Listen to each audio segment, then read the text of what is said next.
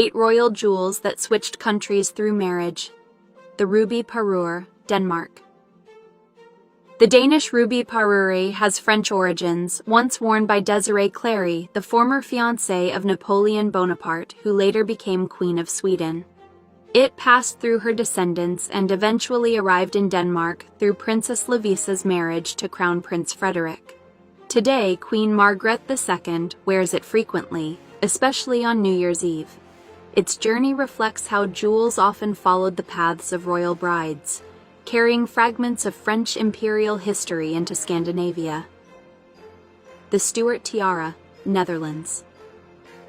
The Stuart tiara began its story in England with King William III and Queen Mary II, before finding its way into the Dutch royal collection through their shared dynasty. The tiara is centered around the legendary Stuart diamond, a 40-carat pale blue gem that became a symbol of power and continuity.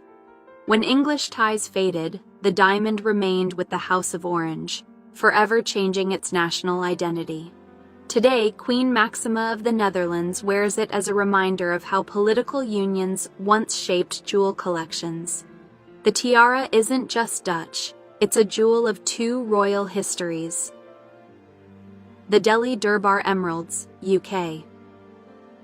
The Delhi Durbar Emerald Parure began in India, gifted to Queen Mary in 1911 during the Grand Delhi Durbar celebrations. She later incorporated the gems into necklaces, brooches, and the Delhi Durbar tiara. Through her marriage to King George V, these Indian jewels became part of the British royal collection. The emeralds represented Britain's colonial history, but also Mary's determination to showcase grandeur at every court appearance. They remain some of the most politically charged jewels in the royal vault. The Greek Ruby Parure, Greece. The Greek Ruby Parure began in Denmark before finding its way into the Greek royal collection. It was originally given to Queen Ingrid of Denmark, who later passed it to her daughter, Queen Anne-Marie of Greece. Through Anne-Marie's marriage to King Constantine II, the parure became part of Greece's crown jewels. With its floral design, it symbolizes both Danish elegance and Greek heritage. The jewels remain one of the few complete parures in the Greek collection, showing how dynastic ties enriched smaller monarchies. Queen Josefina's Cameo Tiara, Sweden. The cameo tiara is perhaps one of the most romantic tiaras in Europe, but it started in France.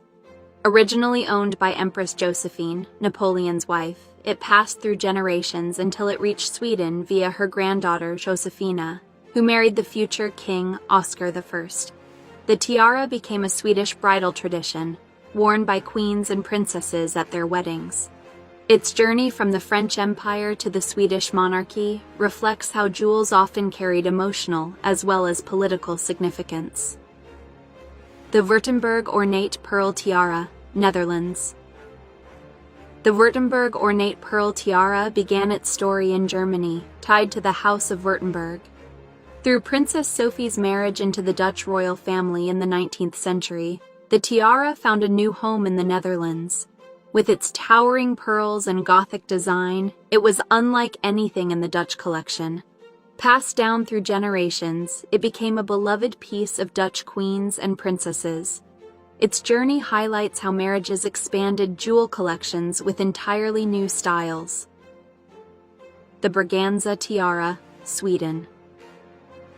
The Braganza tiara is one of Sweden's most treasured tiaras, but it actually came from Brazil.